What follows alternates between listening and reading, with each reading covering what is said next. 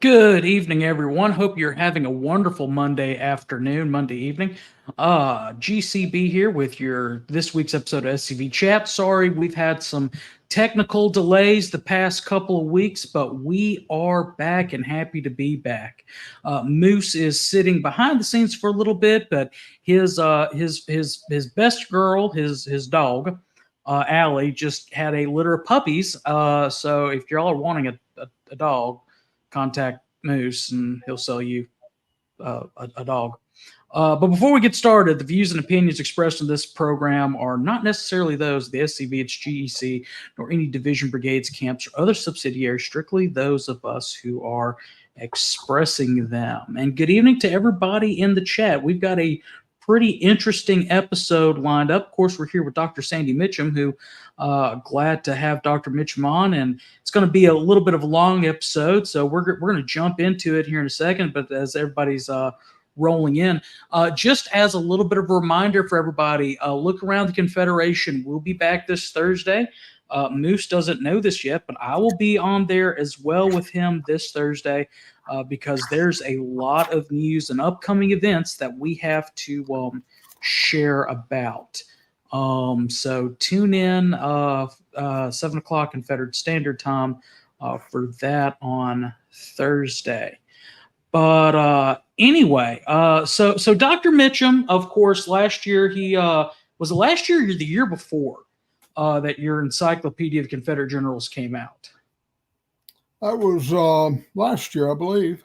I thought so, but it's hard to believe it's been 4 years that we've been doing chat now, and the years have kind of just ran together on me a little bit. So you have your top 10 best, worst, honorable mentions, dishonorable mentions, Confederate generals. I've got the pictures of your top 10s pulled up and your honorable mentions. I didn't get a chance to draw up your worst. There's several. It's a good list. There's several on the best that one for sure I would replace. But we'll get into that and some other ones. So I'm really looking forward to. There's a couple on here that I don't know that much about. So I'm looking forward to learning about them. So whenever you're ready, Dr. Mitcham, because it's gonna, like I said, we got a pretty good substantial list. Whenever you're ready, we can dive into it. Sure, I'm all set. And there is, of course, we're all Confederates, so there's no need to agree on anything. In fact, I'd be disappointed if everybody did agree. History has more than one definition, and one definition of history is argument without end. We're not going to argue, but it's perfectly fine to disagree. And your opinions is probably as good as mine in most cases. Well, I don't know about my opinions, but I definitely, like I said, I'm reading some of the list later on. I do want to get into some of them. But of course, let's start with number one. So your in your opinion, the best Confederate general out there was who? Yeah, I thought it was Nathan Bedford Forrest. Robert E. Lee said it was. General Sherman probably would have agreed. He said he was the best cavalryman in American history. Beauregard, whose favorite general was himself, said that Forrest's expertise at war was only limited to his opportunity for its display. General Joe Johnston, who had a good opinion of himself too, I think, said he was the best general in the war, and if he had had the advantage of a good military education and training, he would have been the great central figure of the war. Grant kind of praised him too. He said for the kind of war he was called upon to wage, neither side could present a better officer than him.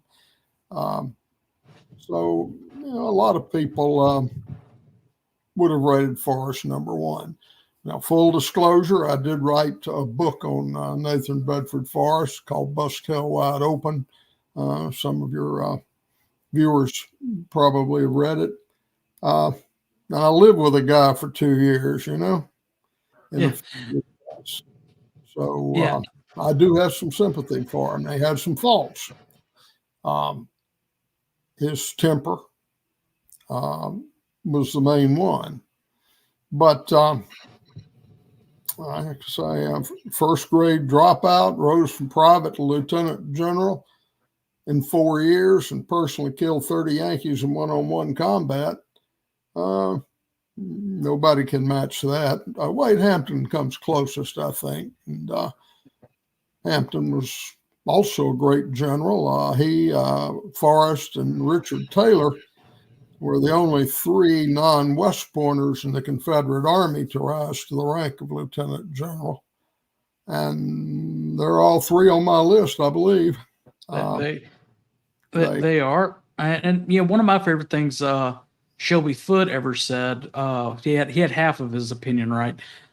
He said, that the war created two real geniuses, one of them being Forrest, the other one being Abraham Lincoln. So I've got to agree with your number one pick.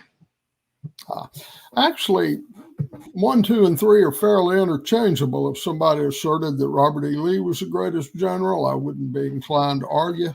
And the same for Stonewall Jackson. So they're pretty close. One thing I discovered in putting this together, it was a whole lot harder to cull the best generals than the worst generals, because we had a large number of really good commanders, and we didn't have that many duds. So I think that says something for Confederate military leadership. Some of you read my article in the Confederate Veteran magazine, War by the Numbers. But if you take the numbers, the white population of the South is 5.5 million, as opposed to 22 million Yankees. That's 4-to-1 ratio demographically in favor of the North. Plus, they also hired 489,920 foreign mercenaries from 15 different countries. And they had 92% of the industry from the old United States before the war. To me, the question is not why the South was defeated, but how it held on as long as it did and how it came as close to winning as it did. And one of the reasons for that, in my opinion, one of the major reasons, is the skill of its generals. Definitely agree with you there. The officer corps in the Confederacy is something that I've been diving into. Just a little bit more with even some of the captains, majors, and the colonels as well. But definitely our generalship. I mean, you look at the Army of the Potomac, and how many generals did Lincoln have to go through before he could find somebody who, couldn't even beat Lee, but just out massacred Lee. For lack of a better term. And same thing about the armies out west. Well, we'll get into the armies out west a little bit later on another part of the list. But you kind of already hinted at number 2 being Robert E. Lee. This is my favorite picture of Lee right here. I love the back porch picture because it's right after Appomattox, but you can still see the anger in his face and the tenseness in his hands, almost balled into a fist, still wanting to, high emotions still running through him at that time. Yeah, that is a good picture. I agree with the historian who said that Lee the commander was great, Lee the man was greater. President Eisenhower said that a nation of Robert E. Lee's would be invincible in peace or war. And I think that's a great disservice some of our woke colleagues are doing to the United States, is demonizing Robert E. Lee. Um, you know, a lot of people don't really know the definition of history at the professional level. Most people think history is a study of the past. Well, that's half right. History is a study of the past with interpretation.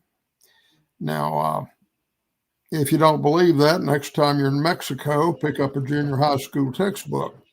The Alamo, the War for Texas Independence, the Mexican-American War will be covered quite differently there than they would be covered in Waco or Tyler or Marshall, Texas. For many years, the interpretation was that both sides admired and saluted the courage of the other. The North was fighting to preserve the Union. The South was fighting to defend the homeland and to assert its independence. Two great heroes were Abraham Lincoln and Robert E. Lee. And just in recent years, Lee has suddenly become a demon to these people. And nothing could be further from the truth, in my humble but accurate opinion. There are a lot of myths about Lee. One, I think it'd be nice for our viewers to hear. There are kind of two schools of thought about Lee and the slaves. He inherited the slaves, allegedly, from George Washington Parke Custis, his father-in-law. And one school of thought is Lee inherited the slaves and treated them well. And the other school of thought is Lee inherited the slaves and treated them poorly. Both schools of thought are wrong. Lee did not inherit the slaves. I happen to have a copy of the will. He became the executor of the slaves, and any attorney will tell you there's a difference between an heir and an executor. An executor is bound by the terms of the will. He had to sell the slaves, or he could not sell the slaves. He couldn't do a number of things. He was handicapped by that will. He had to pay each of his daughters $10,000 from the estate. Problem is, that's $40,000. Convert that to today's money, it's $1.1 million. State didn't have $1.1 million, didn't have anywhere close to the $40,000. It was also a flow-through will. Mrs. Lee, Robert E. Lee's wife, had usufruct use of the property until her death, and then it went to her son, Custis Lee. Robert E. Lee got nothing. All Lee got out of that was lot 21 between Foggy Bottom and the Potomac. Now, if you and I owned that property today, we could both retire as multimillionaires. Right. But in 1852 or 18, when he wrote the will, it wasn't worth diddly squat. There wasn't a single building on it. Washington hadn't exploded like it is now. So Lee had a lot of land. If he could use his own money and build a house, that was fine. He could do what he wanted to with it. But he didn't own the slaves. And wasn't it part of the will that after a certain number of years that they had to be emancipated? I think I remember reading that. That's correct. 5 years. They had to. He had 5 years. He had to free them. He freed some of them early, but they also said he was cruel because he farmed them out. Now, Custis wasn't serious about running a plantation. He had his own pursuits. He pretty much let the slaves do what he wanted. Park's neighbors said that they didn't know who was the master and who was the slave because they didn't do anything. They didn't have to. Right. When Lee took over, he went to a less labor-intensive crops, and he farmed them out. He leased them to other planters, and he wouldn't tolerate anybody being cruel to them. But some modern liberals say that he separated his poor slaves from their wives for 6 weeks at a time. Well, I remember that I was in the U.S. Army. They separated me from my family for a year at a time. I didn't feel too badly about it. And I'm sure General Lee felt the same way. In fact, they separated him from his family for 20 months at a time. He came home from the Mexican War. They were having a play day with neighborhood children. They didn't know he was coming. They didn't have cell phones in those days. And he grabbed his son, picked him up, and swung him around in circles. Only problem is it wasn't his son. It was one of the neighborhood children. He'd been gone so long, he didn't recognize his own son. Lee, the only time Lee actually owned slaves was 1847. It says so in the tax records of Alexander County, Virginia. But you got to ask yourself, where was Lee in 1847? He was in Mexico dodging Santa Anna, who was trying to kill him. Right. He wrote a letter to his wife that we need to free these people as soon as it is convenient for us and them, which begs the question, who were these slaves and how did Lee get them? Well, we don't really know. The record isn't there, but I can speculate, and I think I can get it right. They were probably given to him by George Washington Parke Custis, Mrs. Robert E. Lee's father. The woman's name was Nancy. She had 3 children. She was probably a cook. Right. And they are not in the tax rolls of 1848 after Lee had come home. So, and there's no record of him selling them. So I feel sure he freed them. Right. And it's probably one of those situations where now I believe that's before Mary became really infirmed as she was during the war years, that it was probably a for lack of a better term a mammy situation, trying to help Mrs. Lee around the house. And like you said, her father-in-law, or it would be her father, his father-in-law, giving them to her as a, trying to make the household livable, so to speak. I suspect you're right. Lee, Lee kind of inherited his slaves like Abraham Lincoln apparently inherited slaves. I don't know if you're aware of it, but Dr. Kevin Orland Johnson has discovered the probate of Robert Todd, Mary Todd Lincoln's father. He did what many Americans do, didn't bother to fill out a will till it was too late. He did it on his deathbed. The problem is he was dying of plague, and he couldn't get 2 witnesses. Well, in Kentucky law at that time, if you didn't have 2 witnesses, the probate was invalid. So the probate judge threw it out, and there were 13 different parties, one of which was Mr. and Mrs. Abraham Lincoln.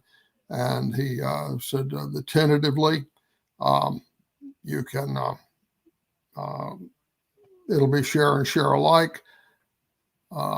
Y'all get together and come up with a compromise, and then I'll rule on it. Well, Todd had 150 slaves, and Abraham Lincoln would have gotten 1/3 of them because married women basically didn't have property rights in Kentucky in 1852.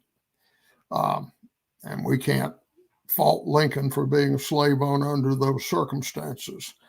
And the question is, what did Lincoln do with them? And I can't give you the answer to that right now. Dr. Johnson has not found the final probate. I think he will. He knows basically where it's at. You see, Connor, what happened, they had Back in the 1880s, they had a crooked Baptist preacher named Samuel Barlow.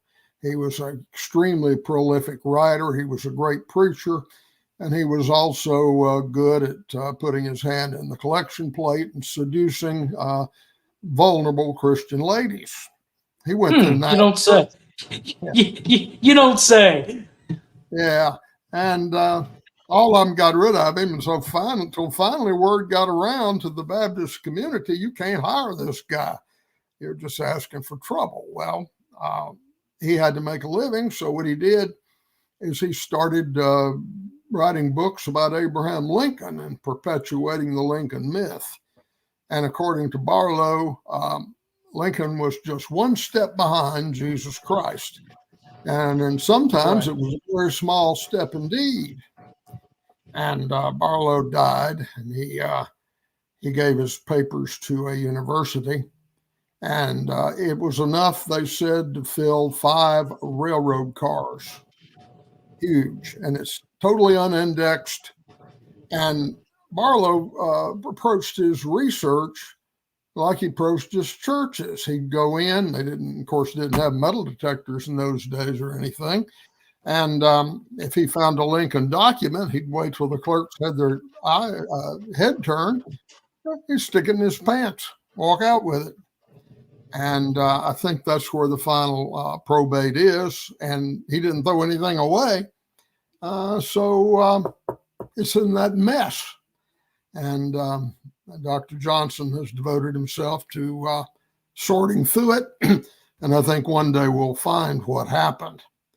Now, if Lincoln took those slaves and freed them, we have no complaints. We have nothing negative to say about Abraham Lincoln if that happened. Whoa. Nothing on that topic to say negative. No, not on that topic. Quite correct. But if he sold them, it's going to change the way people look at Abraham Lincoln. Definitely so. Definitely. Or well, if he did anything but emancipate him. His brother-in-law served in the Orphan Brigade. I would imagine, and this is just my opinion, of what I think probably happened is he probably transferred ownership to his brother-in-law. Would probably be my guess, which is again that defeats the great emancipator myth. It would, especially if money changed hands. And you got to remember, Abraham Lincoln loved money. Yeah, well, he was a Whig. He killed 620,000 men for it. Yep. I think I don't know. Have you read my book? It wasn't about slavery. I have a copy of it at the house, but I have not had a chance to read through it. I'm still going through Albion Seed right now. 4 demerits. Yeah, well, I'm not Robert E. Lee. I can't. I can never.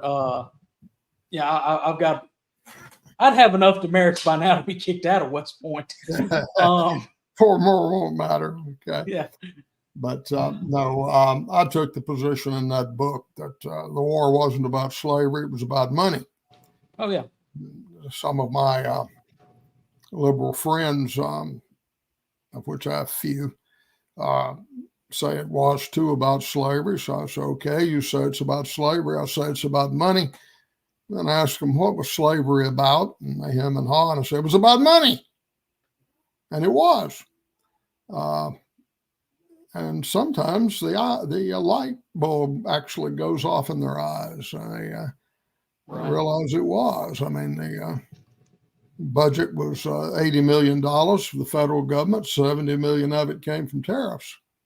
The loss of the South and the tariff income would have devastated the North economically. It would have gone through at least a recession, and I suspect a depression, rivaling the Panic of 1873 or Great Depression of 1929. But I think I've digressed. Yeah. Well, the thing that I love about Lee, not only his military, and like you said, I love that quote about not only Lee the commander but Lee the man. What Lee did in the postbellum career, especially Washington Lee, in respects to, for lack of a better term, modernizing the education system, creating the bedrock of liberal arts, instead of just the traditional classical education that you would have received at university. Um, things like journalism, specialized courses, to really help rebuild the South, rebuild and is still felt to this day in modern academia, which I'm not a big fan of modern academia. Um, but I still, fully agree. his Uh, but that his postbellum speaks, more than his war career or his antebellum career. yes, he definitely did that. He was a great educator. He'd been trained in the Army. He was superintendent of West Point, and that I think prepared him to be president of Washington College, which he saved. And very ungrateful of the professors at present Washington Lee University to try to minimize Lee, make it difficult to see his grave. You visit their gift shop, they've been forbidden to even mention Robert E. Lee except as president. They call him President Lee, not General Lee. Right, and that's it's not a hidden fact for those that don't remember. I was a KA, and this may get me in order or get me in trouble with the order, but in the whitewashing of Lee's history, the back when I was an active, I can't speak to what they preach now. But their big thing was, well, we focus on the last 5 years of Lee's life. And yes, those last 5 years are important. But if it were not for if the war had never happened and Lee just retired from the Army as a lieutenant colonel, then there would not have been a call for Lee to go to Washington College. His fame and notoriety that they were his name that they were trying to get wouldn't have happened. So there would not have been, without the one, there's no two. So You're quite right. Would you like to hear my favorite Robert E. Lee story before we go down the list? Please. Okay. Like I said, Robert E. Lee modernized the curriculum, and one of the people he hired was Dr. E.S. Joyner, a professor of modern languages. In the antebellum South, very often they studied ancient Greek and Latin and languages that aren't spoken anymore. Lee wanted them to speak a language they could use, like French or German, and or Spanish. And Professor Joyner was the one they chose, and he did a great job and was very popular. But it was a cold day at Washington College that day, and they heated the room with one of these pot-bellied stoves. And Professor Joyner took a piece of wood, firewood, and tossed it in the stove. As we walked away, the stove exploded. Somebody hollered out the log and filled it with gunpowder, and blew up the stove, and you had coals going everywhere. And fortunately, the boys were able to put it out. No real damage was done. Professor Joyner, though, thought somebody was trying to kill him. So he rushed to President Lee and told him what had happened. Lee said, "I'll find out who did it." And the next morning at chapel, he almost always attended the mandatory early morning chapel. He stood in front of the students and said, "Whoever did this is to report to my office today." Well, a former Confederate soldier named John Graham showed up. He was a guilty party. And he said what had happened. He and his roommate had wood to heat their room with, but it was disappearing. And he figured it was one of the janitors, because the school's supply of wood was outside in the ice and snow. And rather than go outside in the cold, they were stealing his wood. So he figured he'd identify who it was by blowing up the stove. And General Lee said, well, you're right. Your plan worked. But of course, Graham said, I had no idea it was Professor Joyner's servant that was doing this. And Lee said, well, next time, use less powder. Yeah. Lighten your load. Yeah. I remember there's a great book, Lee the Last Years. And and it was written by KA, and the Christmas break between when I was initiated and going back to college, I read it that break, and that's why I read that story the first time. Fantastic book. It's one of the few. It's one of the few books that focuses on his postbellum career. I mean, everything. It's like especially, and that's one thing that gets me is we focus everything into a window. It's kind of like all right, and in 1861, God spoke Robert E. Lee into existence. He didn't exist before then, and then after Appomattox, he doesn't exist either. And the fact that there's an entire, and I don't have my copy up here, but it's about the same thickness as the Kennedy's book on Jeff Davis. But that much scholarship put into his last years on Earth is fantastic. But we could talk about Robert E. Lee all night, but we got to move on to your number 3, who's also of Lexington fame. Try not to give him away too much, but yeah, Stonewall Jackson. If somebody wanted to list Jackson as 1 or 2, I certainly wouldn't object. I think Forrest Lee and Jackson were the great 3 of the Confederate Army. President Davis once said that a military genius only comes along once a generation, and we have one. He was referring to Robert E. Lee. He said, unfortunately, we need 6 or 8. I think he had 3. I think he had Lee, Jackson, Forrest. I list those as the geniuses. Of course, Jackson was eccentric, and but he was brilliant. And I don't know how to praise him any higher than I have. Lee and Jackson, especially since, like I mentioned, reading Albie and Seed, they epitomize Southern culture, the 2 main Anglican cultures or Anglo cultures that make up Southern cultures, the Cavalier and then the Scotch Irish.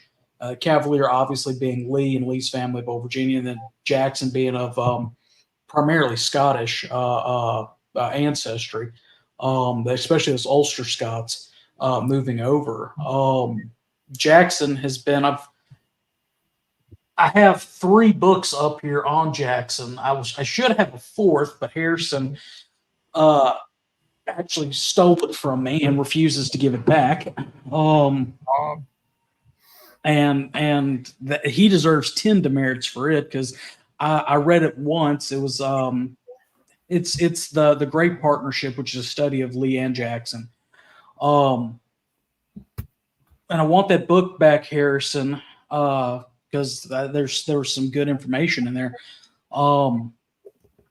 But everybody, at least from in my circle that I talk to, they don't realize that Lee and Jackson's relationship it only lasted for a little bit under a year. But yet they were able to do Second Manassas or even the Chancellorsville campaign, masterful strokes of military genius and prowess. All that within 12 months. Oh, absolutely. And a lot of people don't realize that Jackson and Lee's lives, after pretty much Jackson's early life, Lee's early life, Jackson is orphaned. I can't remember exactly when Lee's mother dies, but she dies, early in his life. But after Jackson's sophomore year at West Point, they begin to mirror extremely alike. In fact, Jackson, his first 2 years, loaded with demerits at West Point, but junior and senior year, no demerits.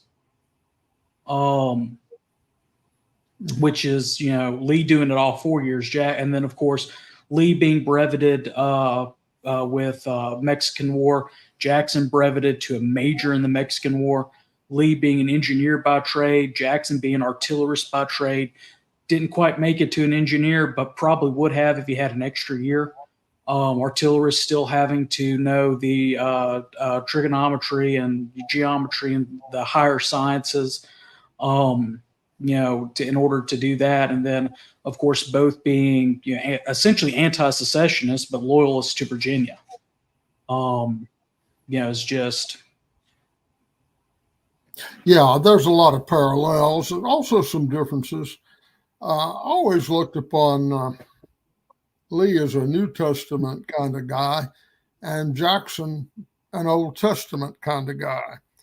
When the war started, he said we need to go to the outer edge of just and right and raise at once the black flag, no quarter to the violators of our home and fireplaces.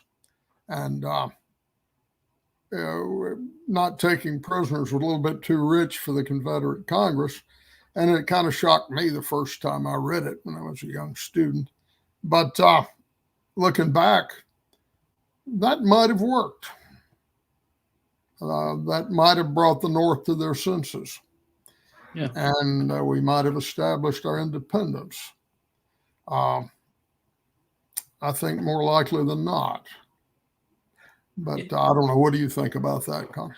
Well, and that's the thing I love about Jackson is because Jackson, if history was if Hollywood rather was suddenly to go unwoke and produce two accurate War Between the States movies, one would be, I would suggest, be a biopic of Jackson because the story is so great. Orphaned, barely gets. First he comes in second place for his appointment to West Point when the guy who got the appointment couldn't hack it, drops out. Jackson goes to his congressman who had appointed him and said, "Hey, he didn't make it. I want to go. I want to take his position." The fact that he goes and again the story of Lincoln teaching himself how to read. There are stories of Jackson teaching himself how to read. Very, very little formal education leading up to West Point. First couple of years, he's struggling with the French and some of the other classes that you wouldn't think would necessarily have been taught at West Point, but were. Looking at his demerits, according to Bud Robertson's research, it was stuff for like having his fires lit after lights out. Well, that's because he was spending the time studying. His uniform being disheveled. Well, again, if you're up studying at all hours of the night, you're not going to have time to make sure your uniform is pristine, and you're going to be running late for roll call. But eventually, he gets settled into that life. Fantastic career in Mexico, but the thing that's really good, or this just so movie-esque, is the fact that he goes out at the height of his career. The victory at Chancellorsville, that's kind of like it's an anticlimax almost, but I mean it's still the climax. And then it leaves all those what if questions. What if Jackson had been allowed at First Manassas, a brand new fresh brigade, and was able to march on Washington? What if Jackson would have been there at Gettysburg? What if they would have followed Jackson's plan for invading the North, which would have wreaked havoc on the cold fields of Pennsylvania, and really started messing with the northern industry, like you mentioned? So many what if questions. It's just it's just perfect. The second movie I would do is the Battle of Franklin, because it's so unheard of, at least in most people's minds, with the War Between the States. But you suddenly you look at how successful Gettysburg was. Franklin is 10 times the story there. So if I win the lottery, I may make those two movies. I'll certainly attend them. Yeah. Well, if the ticket hits tomorrow night, or if we get enough people to join our Patreon, but yeah, Jackson is definitely in the top three, and there's a reason why, on the so-called Mount Rushmore of the Confederacy, Stone Mountain, we've got Lee and Jackson. The only one would have been better to add on there would be Nathan Bedford Forrest. Yeah, I agree. With Robert E. Lee, I can envision him surrendering. I can see that, and a lot of people did. But I cannot mentally envision Stonewall Jackson surrendering. I think he had to be, the Yankees had to kill him, or somebody had to kill him. And a lot like Gideon out of the Old Testament, like you mentioned.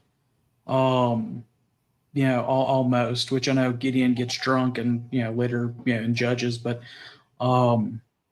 Jackson would have, when Porter Alexander would have mentioned about going, and I take that back. Jackson would have done whatever Lee would have ordered him to do. But he would have fought alongside with Porter Alexander, with the idea of let's disband the army and then start a guerrilla war. He would have pushed that until Lee ordered him to surrender. Well, with Jackson, it may not have been necessary. Go back to July 1st, 1863. The Second Corps stopped in front of Cemetery Hill. Ewell would not order the advance. And he and Trimble had words about it. And Trimble was right. But if Jackson had been commanding Second Corps, I don't think there would have been any hesitation. And I agree with you wholeheartedly on that. And I've made that argument that when Lee gives his controversial take that hill if practicable, he was writing orders for Stonewall Jackson, but he didn't have Jackson to interpret the orders. You're right. And that was boilerplate language for those days. I think you all should have understood that he was supposed to attack that hill. Yeah. But Ewell, one of those men who was wounded and underwent a sea change, he lost his leg and he lost a lot of his aggressiveness. I mean, I defy you to find a better division commander in the infantry in the Confederate Army than Dick Ewell was in 1862 before he was wounded. But commanding a corps was too much for him, and the loss of a limb affects some people more than others. Right. And I think, yeah, he did become overly cautious, and even admitted to becoming overly cautious after that. Yeah. But so moving on to number 4, I don't know. I started studying a little bit about him in preparation for our trip to Charleston. I will say this: he has the best beard out of the war. I'm sorry. It had the best facial hair out of the war on either side, but. Yeah, he was unique. He was a warrior. He didn't mind killing Yankees. And he was very bold. And I think of all the senior Confederate commanders at the end of the war, he was the last one that did not suffer defeat in the last year and a half of the war.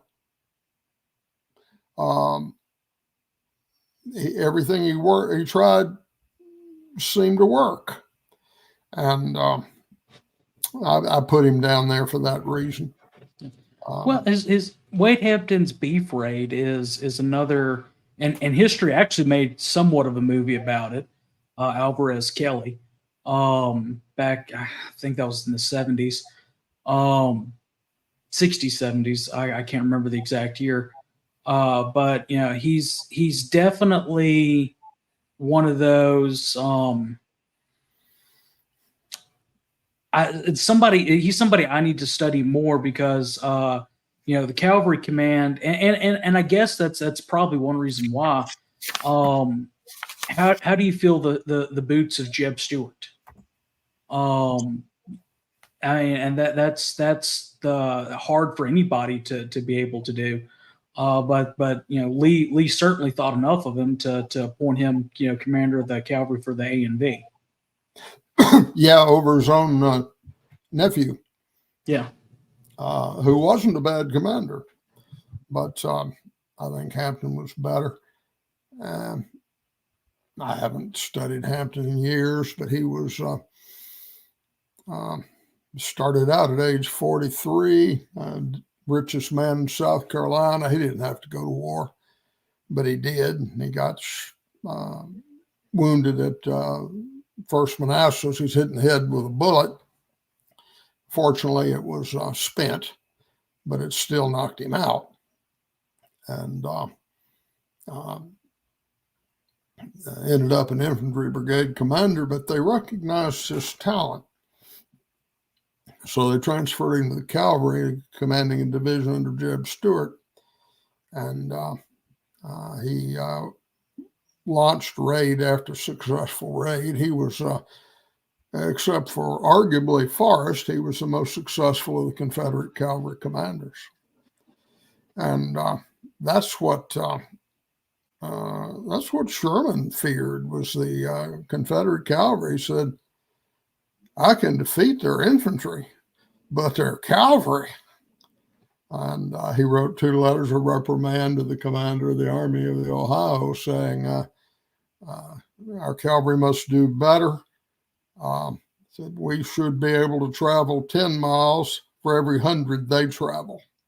And that's good. He might as well have been talking about Hampton. He did the same type of thing. And Hampton and Forrest, their postbellum careers, at least the way the media would spin it, are very similar. As far as Hampton's red shirts and everything like that. Very, very interesting character that I'm going to need to study some more on, and especially this next one with Richard Taylor. I really don't know a lot besides the fact that he was Jeff Davis's brother-in-law. I don't know that much about him.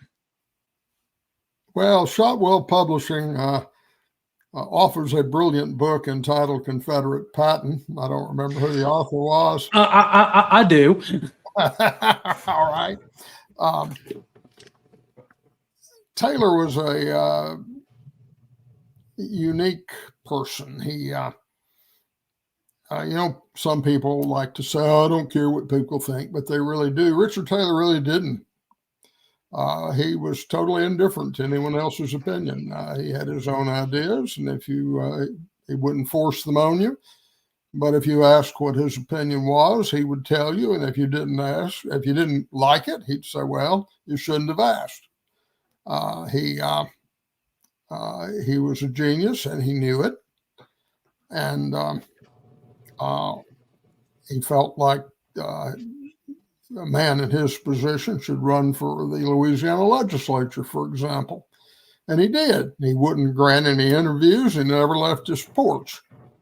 But he was elected to the Louisiana Senate. Well, he sat 4 years, never made a single speech, but he did head the Military Affairs Committee. And he stood for re-election because he thought a man of his position should do that as a public service. And he won like 90% of the vote.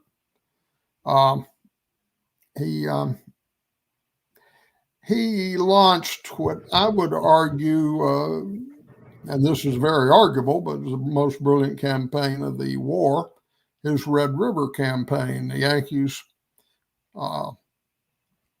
had 32,000 men.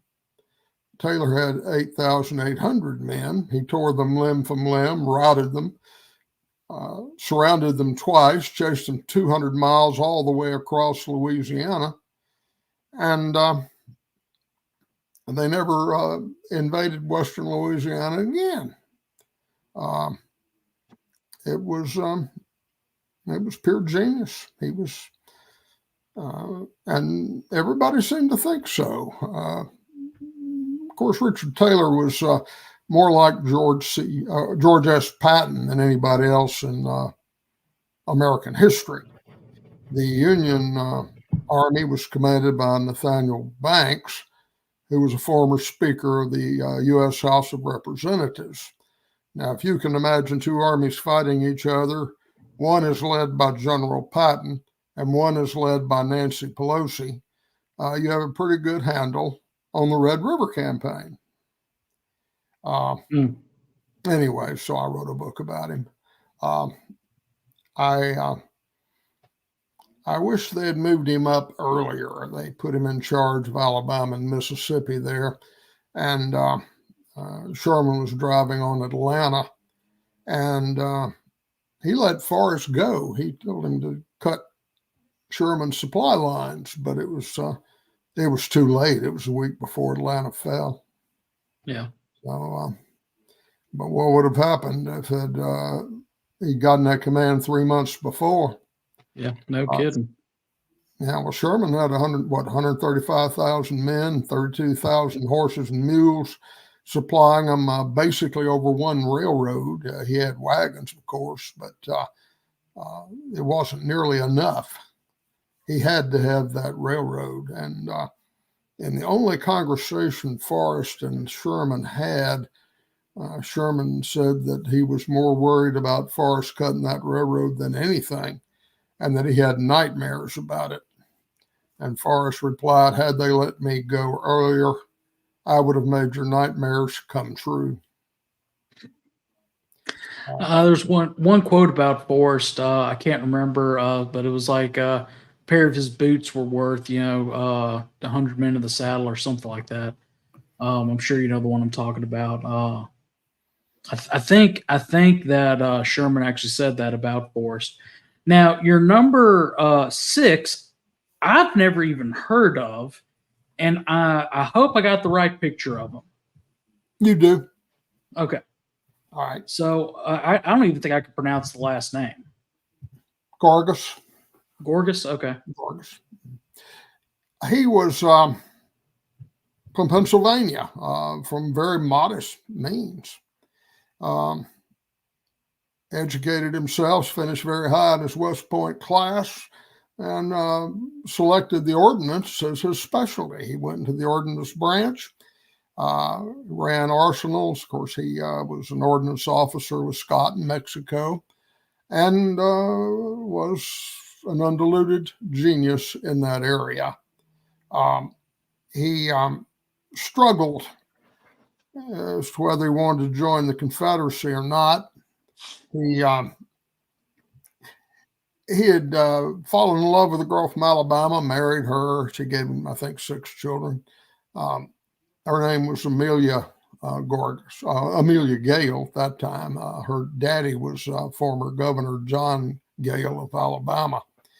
She didn't try to influence him. Her attitude was, "Where thou goest, I goest."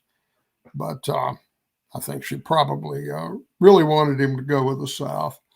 But initially he didn't. Leroy Pope Walker, the first Secretary of the of War, offered him a job as head of the Ordnance Bureau of the Confederacy. He turned it down. I suspect, of course, Walker didn't know anything about the military. I suspect he was recommended by Jefferson Davis, who had been Secretary of War. He knew how good Gorgas was. But Gorgas went to Washington, and he had some personality conflicts in the Ordnance Department, and there were some things he didn't like. And he telegraphed Walker and asked, I'm paraphrasing here, but he asked, "Is the job still open?" And Walker telegraphed back, "Yes, and come at once." And the Confederacy really needed them. It had 159,000 small arms in its various arsenals, but that's not enough. And most of those were muskets, were obsolete. All the cannons were like 3/4 of them were old, obsolete, smooth bore cannons. A lot of them were naval cannons, had to fish out of the sea when the Yankees evacuated the big naval base there at Norfolk, Gosport Naval Facility. We weren't in any way ready. The Confederate soldier was typically armed with a squirrel gun or a shotgun, which there's no way you can resupply something like that in the field. And a shotgun is fairly useless anyway, unless you're real close. Gorgas understood what needed to be done. He immediately sent representatives to Europe to purchase everything that was needed, and he bought his own blockade running fleet with his budget, and he brought in everything. Tin, any mineral that might be needed to wage war was imported. You got to remember, Confederate diplomacy was based on a delusion. Cotton is king, and they felt that if they withheld the cotton, had an unofficial embargo, England and France would have to declare war because the South produced 77% of the world's cotton. And, they burned 2.5 million bales of cotton to keep the Yankees from getting them or to drive the price up. Well, they succeeded in driving the price up. They called it white gold after a while. Price went from 6 cents a pound when the South seceded to as high as $1.90 a pound. And England and France were hurting, but they didn't bust the blockade like the Confederate diplomats thought they would. Davis, Benjamin, all of them. Toombs, cotton is king. It wasn't. And Gorgas realized that, so he stockpiled a lot of minerals. He brought in cannons, he brought in small arms, especially infield rifles, and he did it all along. When the war began, the Confederacy only had one ironworks of any significance. That was at Trafalgar in Richmond. And he organized cannon factories, ironworks, shot and shell plants. He built the largest powder plant in North American hemisphere at Augusta, Georgia. It was still working when the war ended. Now, gunpowder, as you know, I'm sure, consists basically of 3 ingredients, charcoal, sulfur, and potassium nitrate, called niter or saltpeter. And we didn't have any. Well, it's an oxidizer, and it's absolutely necessary for smooth reaction in gunpowder. So you can't fight a war without it in 1862. He sent his people to limestone caves in Appalachia and organized the women. He told them to save the contents of your chamber pots and leach them and extract the niter. And they did. And consequently, when Lee surrendered, the commissary had failed, the quartermaster had failed. Lee's men had no food in their stomachs or in their knapsacks. Their uniforms were rags, barely hanging off their bodies, but every one of them had at least 40 cartridges in his cartridge box, and some of them had 75. General Joe Johnston explained, in awe, he said, Gorgas created the Ordnance Department out of nothing. And he did. He set up copper mines to make percussion caps and fuses. The man was an organizational genius. Yeah. And I'm really glad. And I actually have I guess he wrote it or somebody would have written it, a reproduction of a Confederate Ordnance Manual at the house. I have to pull that out and look at it. Definitely somebody I need to look up more because that's interesting. And we kind of talked about this one pre-show, and he kind of goes into my dislike of this one general, a little bit of dislike. the fact that he wanted a rocket battery. And if Larry McClooney is watching this later on, no, Beauregard did not need a rocket battery. But Beauregard is your number 7. Well, he had some. Beauregard had flashes of genius and flashes of poor performance, but overall, I think he was a good commander. I think. Well, let's do the pluses and minuses. Start with Bull Run plus. He defeated the Union Army at Bull Run. Had a horse shot out from under him. Beauregard was kind of looked upon himself as a Napoleonic marshal. That's the image he wanted to project, and that's the image people saw. They considered him like a Napoleonic marshal. But he had a sense of humor. He killed his horse at Bull Run. He had to seize a Yankee horse, and it was too small for him, and he thought he presented a ridiculous picture, but he could laugh at himself. So there's a plus there. A minus, when Joe Johnston decided Davis wanted to advance on Washington after the Yankees fled at Bull Run. It was the day of the battle. Davis showed up on the battlefield. And Johnston said no, and Beauregard backed his commander, and he said we shouldn't. I give him a minus for that. But later he changed his mind and wanted to advance on Washington. I think it probably was too late by then. That was in August. Johnston never really did. But another minus for Beauregard is he couldn't get along with Jefferson Davis. And, I can understand that a little bit, except he would correspond with his friends in the Confederate Congress, which violates every military protocol. You don't go over your commander-in-chief's head like that. And I think that's what Davis had a fractious personality too. I think they were both at fault, but Beauregard should not have corresponded with the congressman. Anyway, so Davis sent him to the Western Front, where he worked under Albert Sidney Johnston. And Johnston, at Fort after Forts Henry and Donelson fell, Johnston had to evacuate all of Kentucky and most of Tennessee, and I think it affected his confidence in Albert Sidney Johnston. So he let Beauregard basically set up the depositions for the Battle of Shiloh, and those were flawed in my view. You had 3 corps.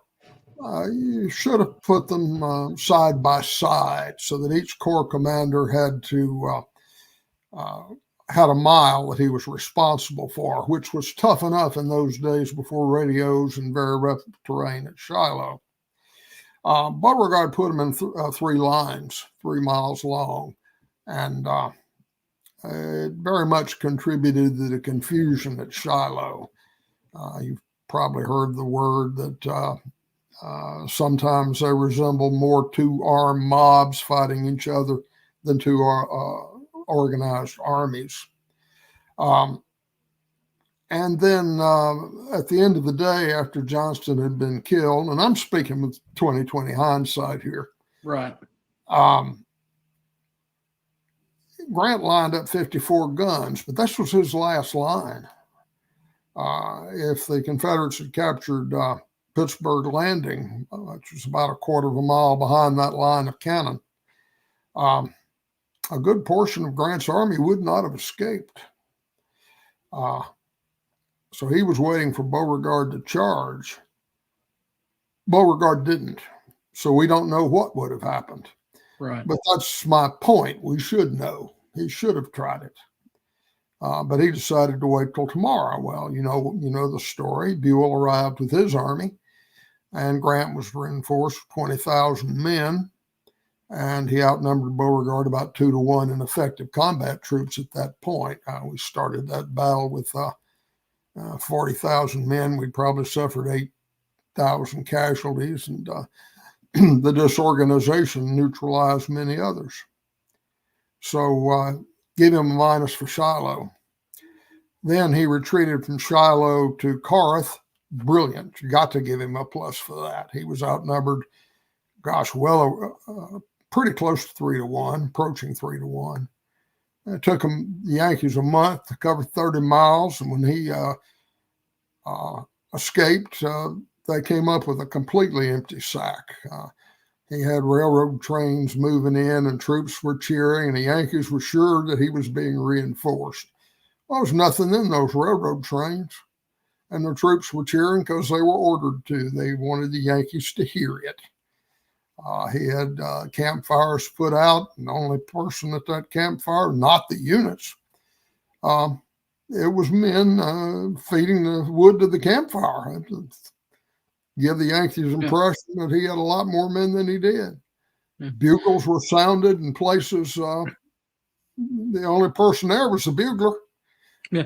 But, and that's one thing I didn't realize was that when he gave up Corinth, there was a huge cholera outbreak in the army as well as within the civilian population.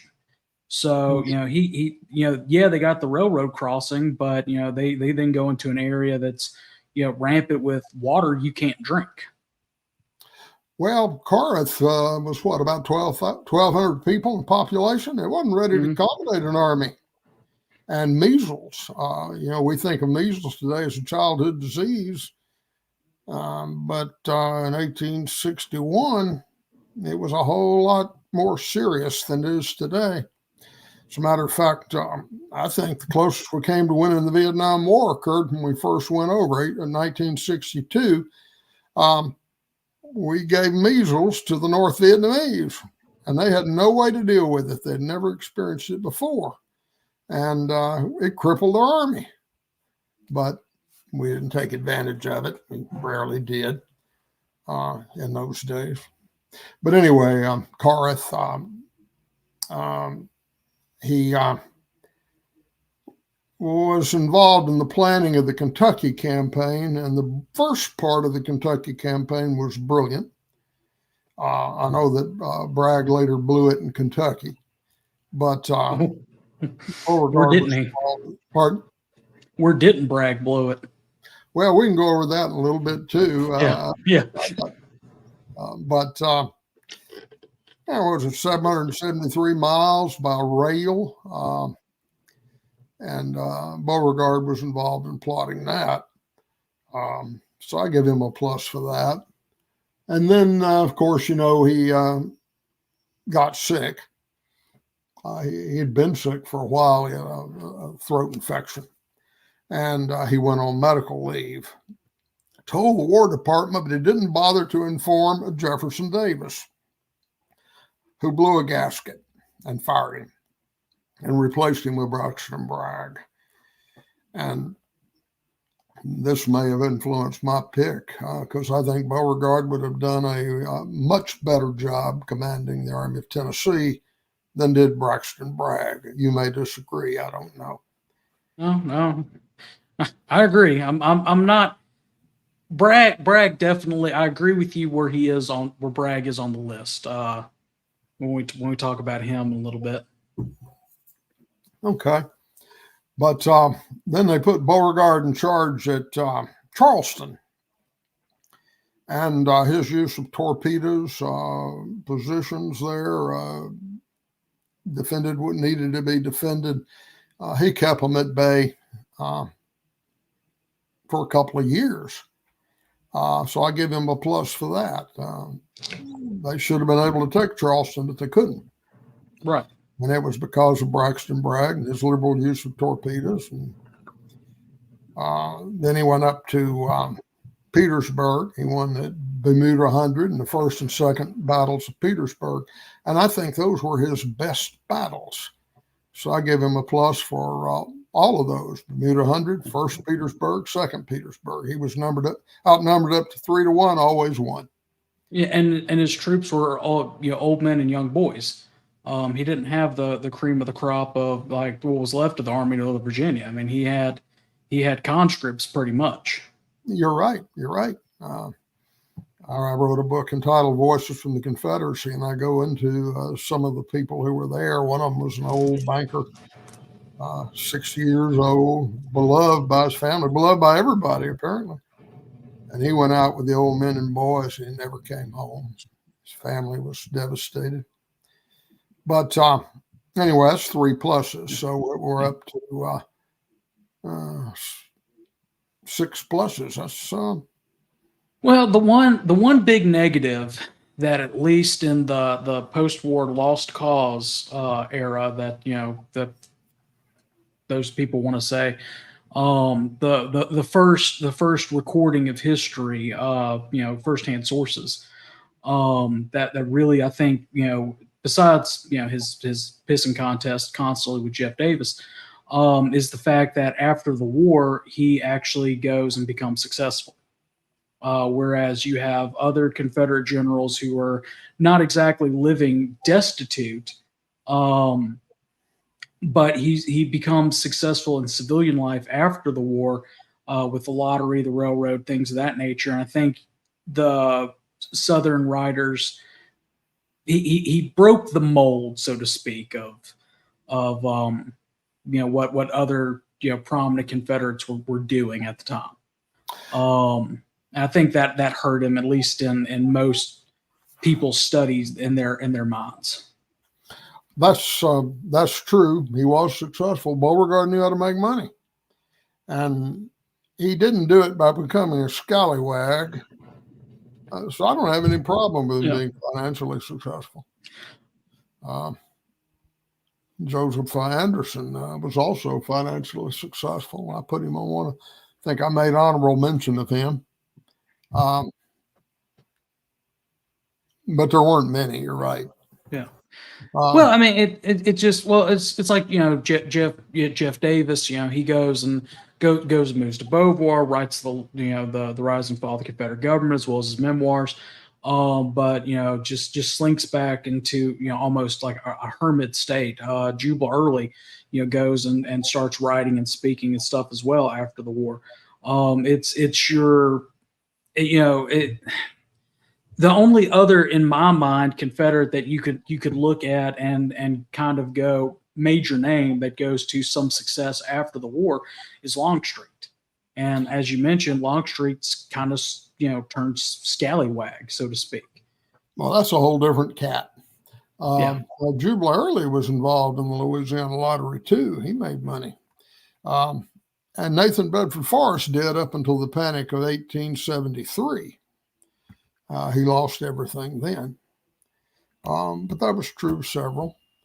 The whole South was economically devastated. But I don't know. I'm not a member of the Optimist Club, but I really like their motto: be as happy for someone else's success as you are for your own. And I think those are good words to live by. Yeah. Beauregard, like I say, he knew how to make money. Yeah. Moving on to number 8, definitely glad to see him on the list. Not the best picture of him, but it's one we should all recognize with Pat Claiborne. Love me some Claibornes, as most of us in the West here we do. Oh yeah, he was. Jefferson Davis called him the Stonewall of the West. He almost didn't promote him to the division commander because he was a foreigner. Right. But he was convinced to do it. William Hardy was lobbying strongly in his behalf. And Davis never had any reason to regret appointing Claiborne. He was a different kind of foreigner. He was Irish. He was Protestant to start with. When the British Army, he applied for university there in Ireland, failed the exam, and couldn't go home in disgrace, so he joined the British Army. Supposed to go to India, but he was left in Ireland because they had one of their periodic upheavals and revolts. Wait, the Irish occasionally had an upheaval? Yeah, you might want to write that down. But anyway, he got a small inheritance after about 3 years or so, and bought his way out of the British Army. And his father had died, and he was under his stepmother for part of his childhood, and I don't think he liked her. Anyway, he came home, and she said she had 4 other children by his father, and said, she said, basically, why don't you go to America and take 3 of your brothers and sisters with you? And he left for America 12 days after he got out of the Army. Like I say, I don't think he likes his mother-in-law, his stepmother, very much. Yeah. And became a druggist, apothecary, and but he learned a lot about the military as an enlisted man in the British Army. And when he joined the Confederacy, they respected him. They liked him. He was good with the men. And with the women, he was one of those poor guys who couldn't hardly talk to a woman. He'd freeze up. But with the men, he could enforce discipline. He treated, and I think this is in my limited experience as a commanding officer, one of the keys to being successful. Treat them all just alike. If you do that, you can ask anything of them. The only person you treat worse is yourself. And if you'll do that, they'll do pretty much whatever you tell them to. And it worked out for me as a platoon leader and company commander. And it worked for Claiborne all the way up. He was a great division commander. Arguably the best in the Confederate Army. And you're familiar with his attack at Franklin, I'm sure. Yeah, leading by the front, horse shot out from up under him, getting on another one. That horse gets disemboweled. I mean, again, you know, it's movie-esque, it's picturesque. I mean, you know, him going out the way he did. But what I love, what I was referring to was his tactics. There was a Union brigade about 300 yards in front of the main Union line. Oh, yeah. Follow them into the works and just, you know, use them as shields pretty much. Yeah, exactly. He was going to use them as human shields, and it almost worked. Yeah. It was only 50 yards from the Union entrenchments when he was killed. Well, I was going to say what I love most about Claiborne is his quotes that he left us. His letter from January of 1864 about, arming black regiments for the Confederacy, which, you know, the Confederate Congress eventually does after his death. Or we don't do it, but, you know, they pass it after his death. But the you know, I'm with the South in victory or in defeat is a great quote. You know, Lee is quotable, Jackson's quotable, Forrest is quotable in certain circles. I mean, I don't. Some of his quotes were a little bit risque. You know, I love his his quote to Braxton Bragg. You know, if you were any part of a man, I'd slap your jowls. You know, that one. I suspect that account has been sanitized. Yeah, I do too. It was just sanitized, at least just then. So I'm not going to put the whole quote out there. But again, his defeat and his prophetic quote about defeat means that the history of this struggle will be told by Northern school teachers. You know, just the fact that he's so quotable. Again, he's his night assault at Chickamauga, you know, is one that Chickamauga doesn't get enough, you know, play in modern. Nobody focuses on Chickamauga because Gettysburg just happened like 2 months before. But the fact that he launched a night assault, he had a night assault when night assaults didn't happen. And there's a beautiful Trony, I think it's either Trony or Kunstler, portrait or painting of the night assault. And if you read his description of it, the only light source is the muzzle flashes of from the guns, from the men, and the fact that from everything that I can read about Claiborne, he led from the front, and he would not put his men in any situation he himself would not be willing to go into. And again, that is shown there in Franklin. Yeah, he was beloved by his men, and it's a shame. He finally met a girl he could talk to. William Hardy was. I was 3 years into the war, and Claiborne had not taken leave, and Hardy was getting married, or remarried, and she was down in the Mobile area, and he asked Claiborne to be his best man. Claiborne went with him, took his first leave of the war, and I met one of the bridesmaids. It was love at first sight. The balloon went up, and he asked her to marry him, and she kind of put him off. And he took a leave a few weeks later, second leave, in less than 2 months, went down and got the proposal again. And this time she accepted. And she accepted, and the next morning he went off to war, and they never saw each other again. She found out he was killed from a newspaper vendor. A little kid was selling newspapers, and he said, "Extra, extra, read all about it." You know how they did in those days. Yeah. General Claiborne has been killed. Yeah, and I think probably the best. I put this in there earlier, but probably the best thing that has ever been said about Claiborne is what Robert E. Lee said, is that he was a meteor shooting from a clouded sky, or he's shown like a meteor shooting from a clouded sky, and again, that's any praise from Robert E. Lee is well worth it.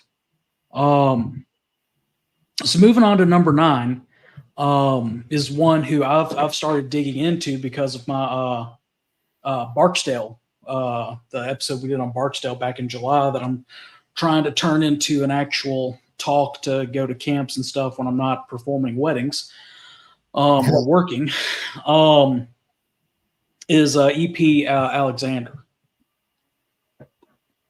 Yeah, he was one of those men that was successful wherever he went. Infantry, artillery. He was even an aerial observer. He went up on several balloon flights, reconnaissance of Union lines, commanded the Balloon Corps briefly. He slaughtered the Yankees at Fredericksburg.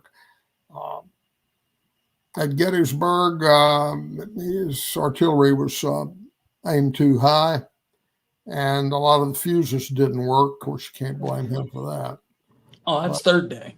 That's third day where he gets the talk about that. But second day, when he deployed those guns at the Peach Orchard, because Barksdale took that good ground, he wrote and said none of his shots would miss.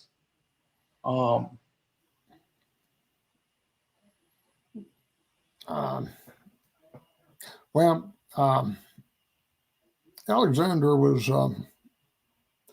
very talented. I mean, he slaughtered the Yankees at the Crater. He was excellent at the use of mortars. You're familiar with the Battle of the Crater, I'm sure. But the Yankees were, they went into the crater instead of around the edges as they should have. And they forgot to carry the ladders. They had a African-American division that had trained for it. And at the last minute, General Meade decided you need to send in a white division. They picked Ferrero to do it. General Ferrero, he and General Leslie sat in a bomb-proof, passing a bottle of rum while their troops ran into the interior of the crater without ladders. They couldn't get out of it. And Alexander, with his mortars, was bombarding it, or his mortars were bombarding. Alexander wasn't there. He'd been wounded a little earlier. But it was a slaughter. And that happened more than not, often than not, when the Yankees dealt with Alexander and his artillery, which is why they promoted him to general. Yeah. Now, was he at Cold Harbor? I think he was, come to think of it. Yeah, he would have been. Mm-hmm. Yeah, because Cold Harbor is, the artillery, of course, the infantry lines gets all the credit, but the artillery work at Cold Harbor was something else as well. Oh yeah, the Yankees lost 7,000 men in 30 minutes. That's still a record in American military history. Lee lost 600. Right. One Union general said, "This is not war, this is murder." And technically not correct, but I understand where he's coming from. Well, Grant himself wrote in his memoir saying that he regretted launching two assaults, one at Vicksburg, May 21st assault, and then the other one was Cold Harbor.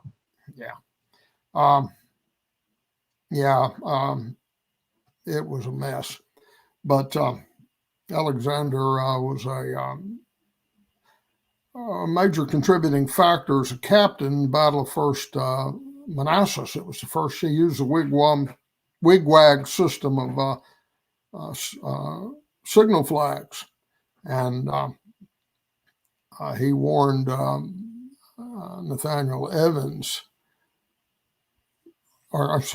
Evans, that the Yankees were trying to flank him on the left, and the Yankees were 8 miles away, and Evans was a good 4 miles away. If you had a man on horseback carrying a dispatch with that message, it'd have been too late for Evans. He'd have been flanked and destroyed. But the use of that system, it's the first time it happened in the history of warfare, and it worked very well. He moved on up in the Signal Corps, but he saw greater scope for advancement in the artillery, so he transferred. Yeah. At the very bottom here, we have a lot of good commanders that you could put in there. Oh, yeah. Wouldn't argue with most of them. Yeah. And I find it interesting that you put Porter in there before you put in William Nelson Pendleton. Before I put in who? Pendleton. Chief of artillery for the entire A and B. Well, Pendleton was not quite a non-entity, but pretty close. He was a preacher. He was very good at that. He helped with morale. But Lee, I think, very early saw this wasn't going to work. Pendleton distinguished himself at First Bull Run, commanding a battery. There's a big difference between commanding a 4-gun battery and a 120-gun Central Artillery Reserve. And Lee tried that at 7 days, and after that, he decentralized it. Basically, it was 2 battalions of artillery per corps, and they'd break it down further. Pendleton didn't have a real command, so to speak, in charge of morale and certain supplies, and but he the long arm of Lee was decentralized after 7 days. It went core. Yeah, of course, that's right after, and that's one thing that the Federals never. I don't think that they ever got away from an artillery corps, type deal. With Herman Haupt, I think it was Haupt on the Federal side. I'm, trying to remember my Yankee history. But that to me, it makes more sense. Go ahead and assign the artillery to the corps. And of course, 7 days was Lee's first campaign in command of A and B. So he had to learn on the fly there. But I really, really love your number 10. That was a tide. I don't have a picture of the other one, but of course, gotta love my Mississippian, my William Barksdale on there. Because Barksdale, I love me some Barksdale. Well, I like the Mississippians. Apparently, I'm distantly related to Barksdale's predecessor, General Griffith, who was killed at Savage Station, and of course, Barksdale succeeded him, and you know the story. I mean, you could tell us about Barksdale a lot more than I could. Well, the pre-bellum or antebellum, orphaned young age, much like Forrest, originally born in Tennessee, moves to Mississippi, makes his fortune, gets into politics though. Fire eater, Mexican War veteran, although he didn't see combat, he was a quartermaster. And the Second Mississippi really didn't see that much combat anyway. They were hit strongly by the time they got to Mexico. They were supposed to relieve the First Mississippi, but got hit with so much disease that they actually got shipped back stateside before the First Mississippi could. If you've seen our episode on Barksdale or some of our other ones, you know that I recently found the newspaper clip where Barksdale and Davis almost get into, well, Davis does open hand slap Barksdale one evening.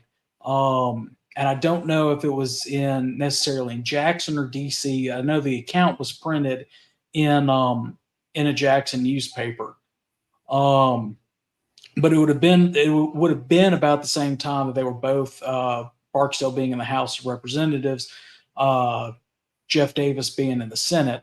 So it could have been either location, but comes in, go and unlike, well, I'm not say unlike, but fire eater before the war and puts his money where his mouth is, and goes into the fight, and his. The thing that Barksdale's Mississippians fought at First Manassas. They fought heavily engaged at Antietam or Sharpsburg. But really, the two things that scream high points of his military career is the fact that his brigade is able to hold off the Army of the Potomac for most of the day at Fredericksburg, the contested river crossing, and then the house by house urban warfare. And then, of course, the grandest charge ever made by mortal man, their second day, Gettysburg, which again, and that's something that we've talked about 3 generals going out at a peak in combat. Or peak in their career. You've got Jackson at Chancellorsville, you got Claiborne at Franklin, and you've got Barksdale being mortally wounded at Gettysburg, and a whole company of New Yorkers trailing their rifles at him, and only like one musket round actually hits him. But love Barksdale. Go rewatch that episode on him. Yeah, it was a good episode. I really enjoyed that. I would say Claiborne's best battle was Missionary Ridge, but he took Sherman to the woodshed. Yeah. And that's always fun. Yeah. Now, you also submitted on your list of top 10 another one, and you put on here Richard Pettigrew, but I could not find a picture of him. Do you mean Johnston Pettigrew? Oh yeah, Johnston Pettigrew. Did I say Richard? And of course, I got the list from Harrison, so we'll blame him. Yeah, he's not here. He can't defend him. Exactly. No, just kidding, Harrison. I probably did it. But yeah, I put Johnston Pettigrew there because I think he was the smartest man in the Confederacy. Yeah. Period. Well, and again, talking about going out in kind of a heroic fashion, and again, kind of like A.P. Hill, but in the retreat back from Gettysburg during the trying to fight off the Federals as their the Army of Northern Virginians crossed the Potomac, being mortally wounded and eventually, of course, dying of his wounds. Another great story ending. Well, not a great ending to the story because I preferred him have lived the entire war. But still another a heroic end right there. Almost like Leonidas at Thermopylae. Yeah, Pettigrew was a Renaissance man. He was a bit of a genius. Matter of fact, he was fluent in 5 languages, and his interests went everywhere. And he could talk to anybody about anything, and his men loved him for that. He went to Europe a couple of times, wrote a book on Spanish culture,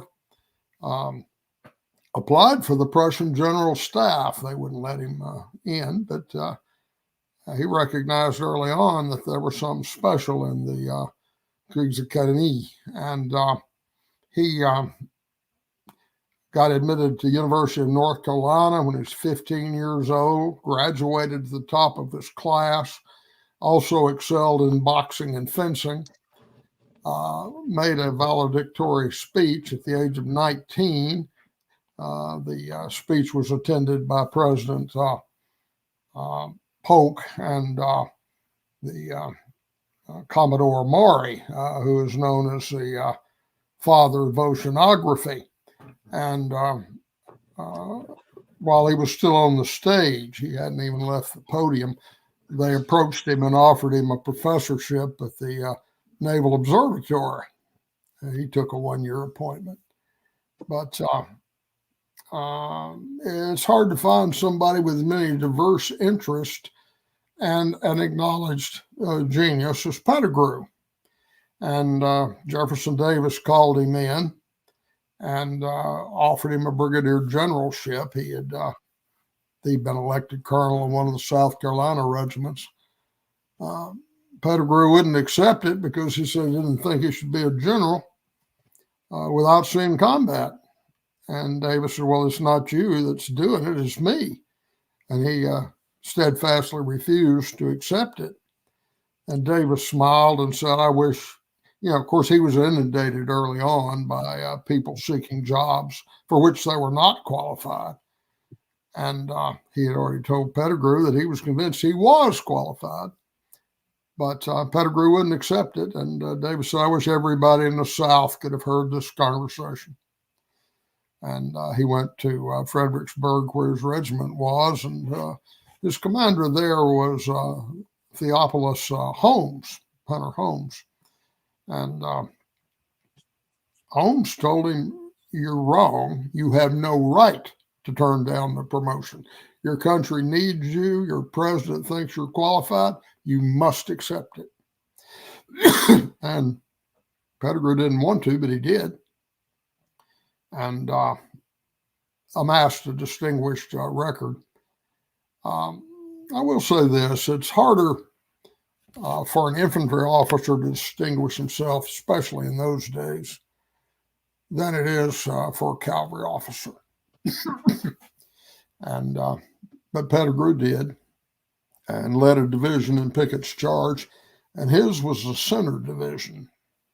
Yeah. You could have called it Pettigrew's charge just as easily as Pickett's charge. although in reality, the senior officer involved was James Longstreet. He's his corps. Yeah, and that's why most of the time in private conversation, not just throwing it out there, I do try to refer to it as much as possible as the Pickett Pettigrew charge, because Pettigrew, like you said, he just as much, and of course, with Jeff Sahara and Killer Angels, all the focus goes on the Virginians and Pickett's division, but Pettigrew's boys, especially those of 11th Mississippi, made it a little bit further. They did. Anyway, I guess we've gone through our list. How are we doing on time? Well, Dr. Mitcham, I could care less about time. We still got people watching, so I'll go as long. Your honorable mentions were Jubal Early, Dabney Maury, who I've never heard of. Oh. Arnold Elzey, John Brown Gordon. I'm glad to see Gordon on there, because of course the Bloody Lane at Antietam, and then he didn't he command the last corps that actually saw action there for the Army of Northern Virginia? Yeah. Joseph Anderson, John Walker, and another Mississippian, Edward Walthall, who really doesn't get that much play because he was in the West, but he wasn't one of the Mississippi regiments that was trapped in Vicksburg, but actually AOT, generals. So instead of Army of Mississippi in 1963. Joseph E. Johnston said that if the war had lasted 2 more years, Walthall would have been commander of the whole Confederate Army. Yeah. So speaks highly for him. And he and Forrest saved the remnants of Hood's army after Franklin. Yeah, we a couple years ago I got invited to do a special authentic hardcore reenacting event where we were to do Walthall's brigade on the retreat, the original brigade, and I was slated to do command, but it ended up falling apart. Evidently, some of the hardcore guys just didn't want to go and deal with the cold.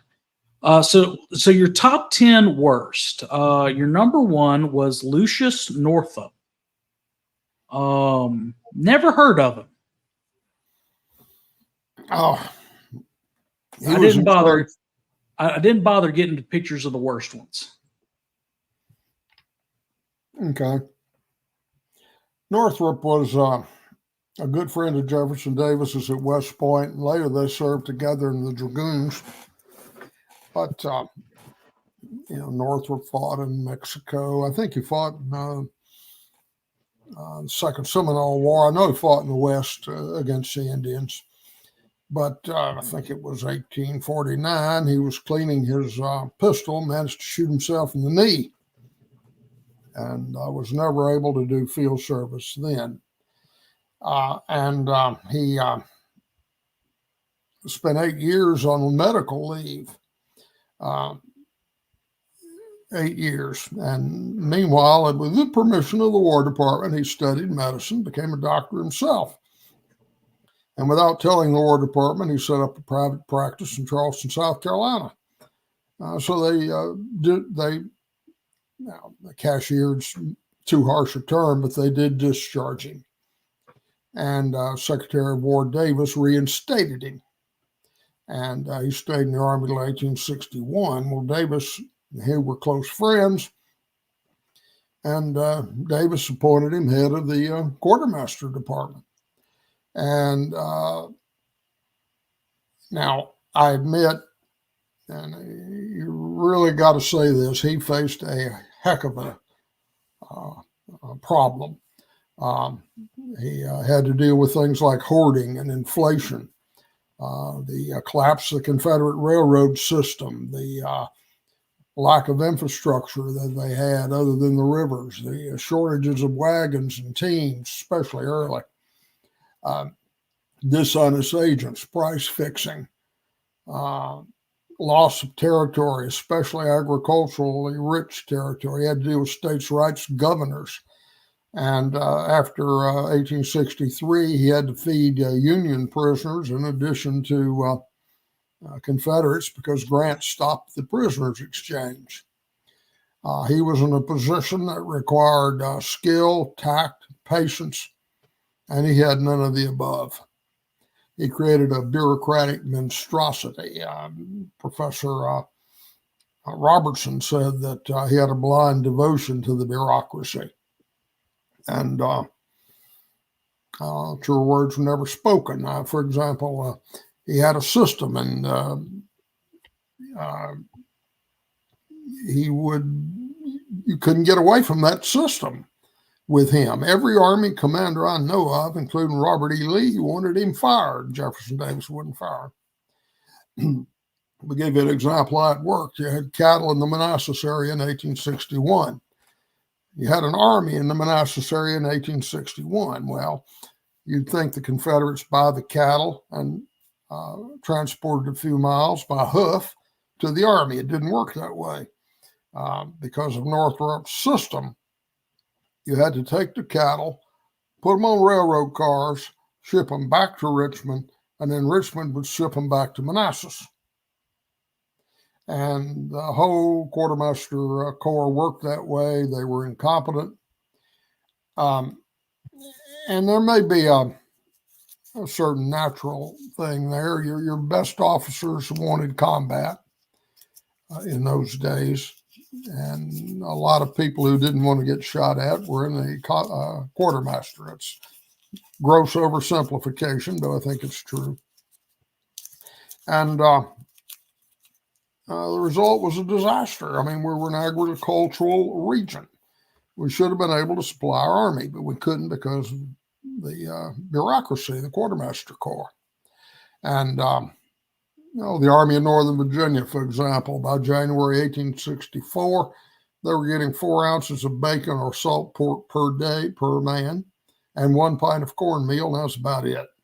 They had scurvy break out in the Army because of malnutrition. People were losing their teeth because they were undernourished. And most people don't realize this, but it's a major contributing factor to the decline of the Southern horse. The horses of the Army of Northern Virginia received 2 to 3 pounds of forage per day. The Union Army of the Potomac received 22 or 23 pounds per day. Horses like to eat. Some of you already knew that.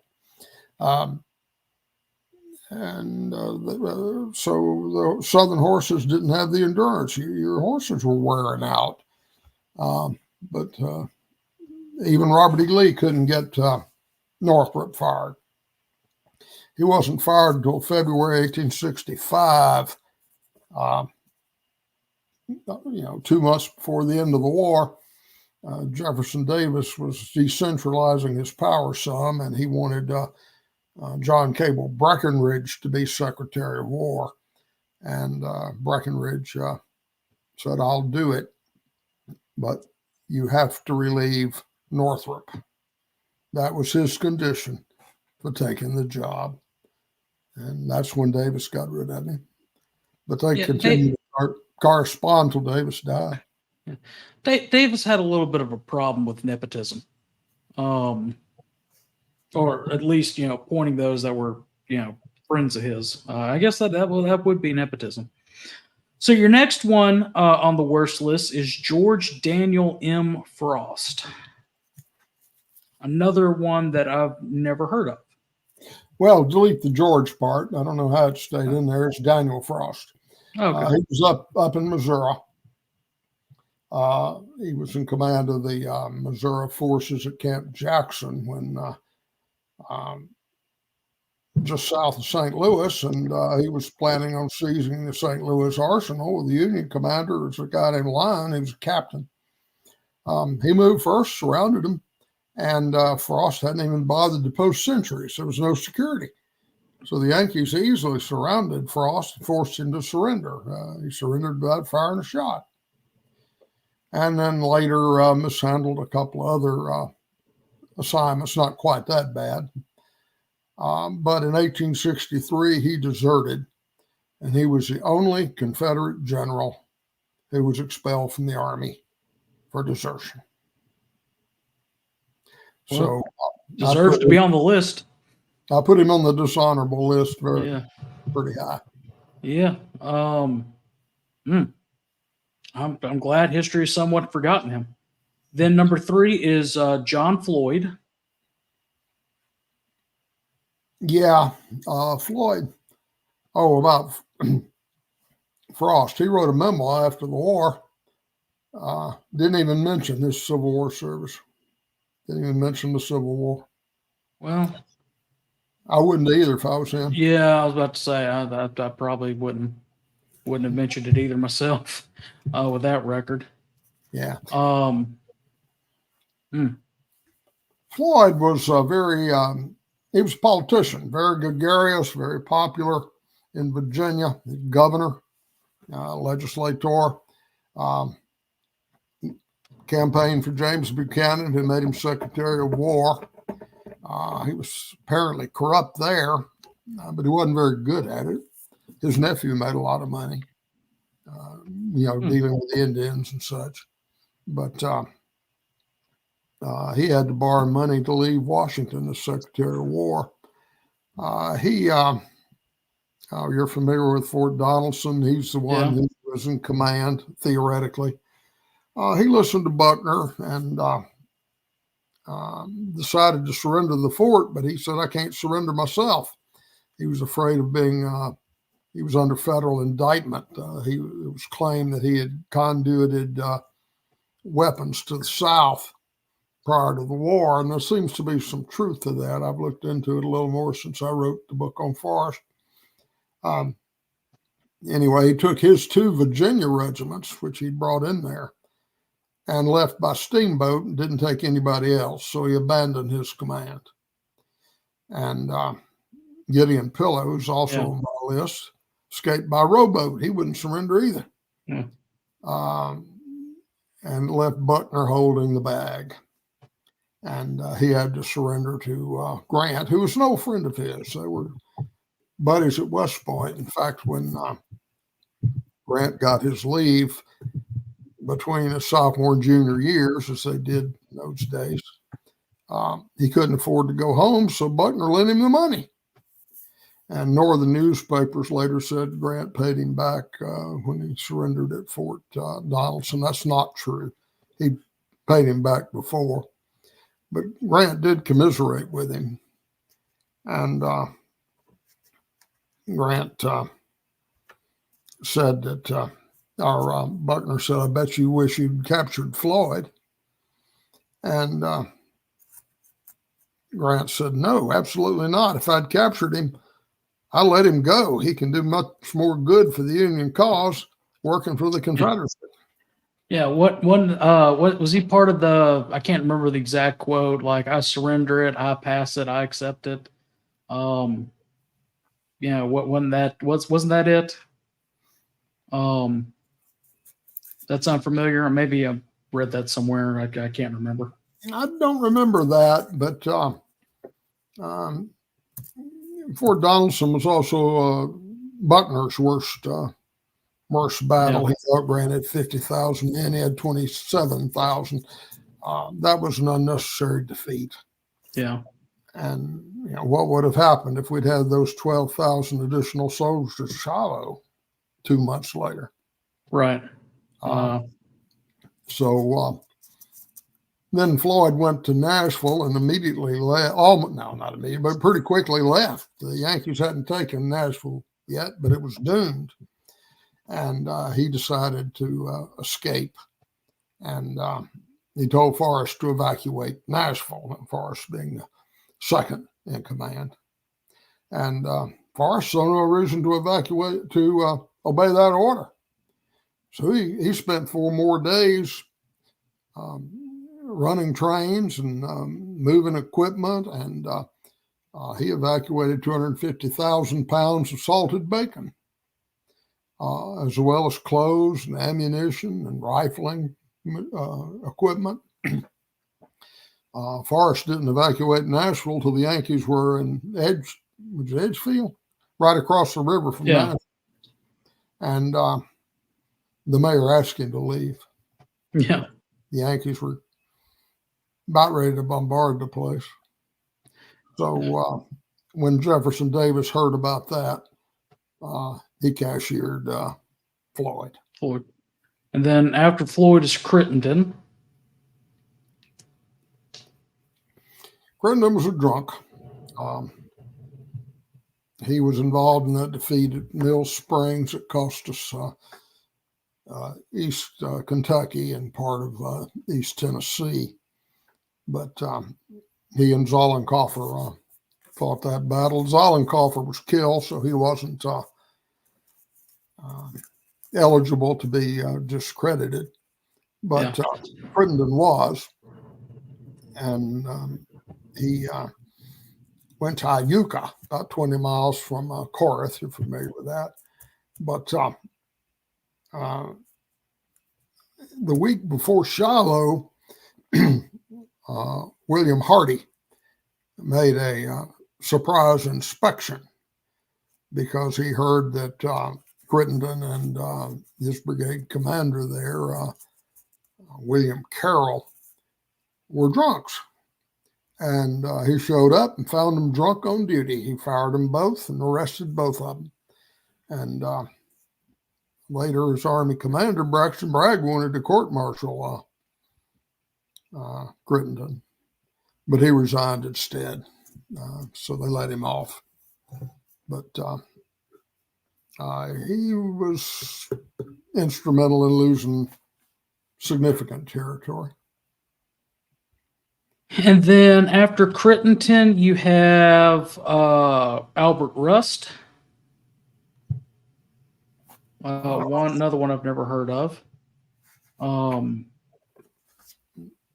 But at least he didn't desert, right? No, he didn't desert. I don't remember. Let's see. Let me look here. You'll have to pardon me for saying, Yeah.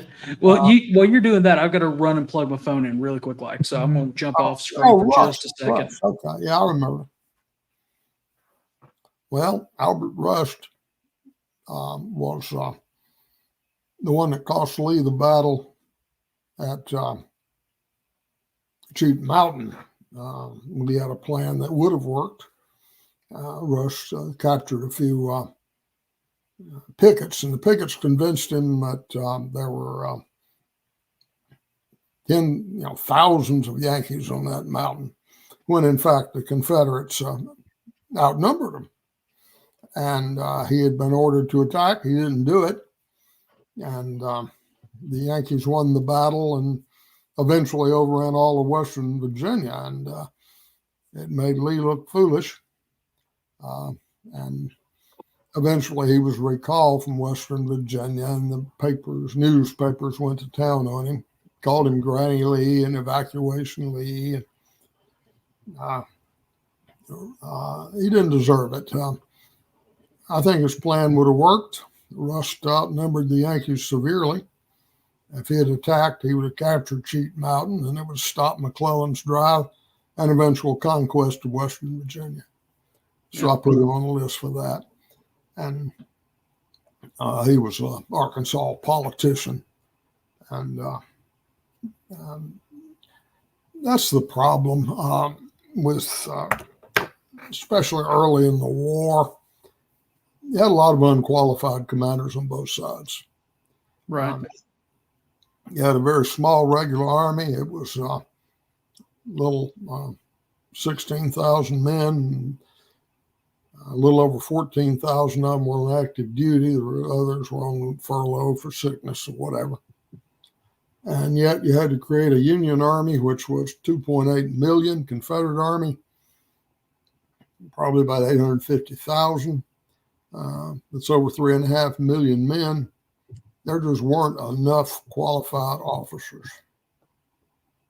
I mean, Places like VMI, Mexican War veterans, they closed the gap somewhat, but only somewhat. So you had a lot of lawyers and politicians and medical doctors and people who were successful in their own fields, plantation owners, but they weren't really qualified. Right. Just weren't. They weren't there. And Russ is one of those. He got fired, exiled to Texas. Yeah. That's like, quite a common thing, that if you didn't do good, we just kept sending you further and further and further west. So then number 6, you have Holmes. I'm not even going to try to pronounce that Greek name. Theophilus. Yeah. I read somewhere he went by his middle name, which was Hunter. I would have too. Yeah, no kidding. Holmes, even the officers who were qualified. Let me rephrase that. More qualified on paper than others. Were in many cases promoted above their level of competency. The regular Army, 16,000 men, that's an oversized division. Yet the Army of the Potomac had 23 divisions. The Army of Northern Virginia had 9 at Gettysburg, excluding cavalry. They put West Pointers in charge, but you got to remember, West Point then, as now, produces second lieutenants. And a second lieutenant just ain't qualified to command a division or a corps. They were thrown into it, and some of them, like they used to teach, jump in the water, it's over your head, you either swim or drown. Well, a lot of them drown. And Holmes was one of those. He was promoted above his level of competency. They sent him to the Trans-Mississippi, where he did a horrible job. He was responsible for that disaster at Arkansas Post. Lost a fifth of his field force. 4,900 Confederates were surrounded and gobbled up by the Yankees, who lost a little over 1,000 men. Big defeat. They put him in charge of the Trans-Mississippi. He commanded the division 7 days, and Robert E. Lee decided to get rid of him, so they transferred him over to the west of the Mississippi, as they did with several. General Huger, General Magruder, and others. Colonel Brant, Chief of Staff of the Army of Northern Virginia. First thing Robert E. Lee did was get rid of him. I don't think he deserved it. The other 3, probably good moves. And Holmes concentrated only on Arkansas, and General Pemberton wanted him to watch out for the shore of Louisiana. He was afraid Grant would land on the Louisiana side, march down the Mississippi south of Vicksburg, cross the river, and attack Vicksburg from the south. And Holmes categorically refused to cooperate and wrote Pemberton one of the nastiest letters I've ever seen in the official records. Basically said, no wonder nobody likes you and everybody hates you. And what did Grant do? He landed on the shore of Louisiana, went down south of Vicksburg, crossed the river, and eventually captured the place. And so I blame Holmes in large part for the loss of Vicksburg. Now, what would have happened? And Arkansas wasn't being attacked at that time. The troops were available. Now, what would have happened if those troops had been sent to Louisiana after Grant crossed the river? His supply line would have been cut. and he would have been isolated in the middle of Confederate Louisiana. His army would have been forced to surrender. Right, and he'd kind of been stuck. Been stuck between his army and then Gardner's army that was down at Port Hudson. Yeah, he would have been finished. Now, Grant later perpetuated the myth that he lived off the land. Well, he did get food. He did loot the towns and plantations for food. But your whole army can't simply live off the land if it's facing opposition, because plantation might have plenty of chow, but it's not going to have any cannonballs. Right. It's not going to have sufficient black powder. If you got an 1860, yeah, there's still supplies that are needed. I mean, commissary is one thing, but it's a lot more than just commissary. Yeah, 40 rounds in your cartridge boxes isn't going to be enough to survive against the Confederate Army. So Grant perpetuated that myth around certain people who didn't understand the logistics.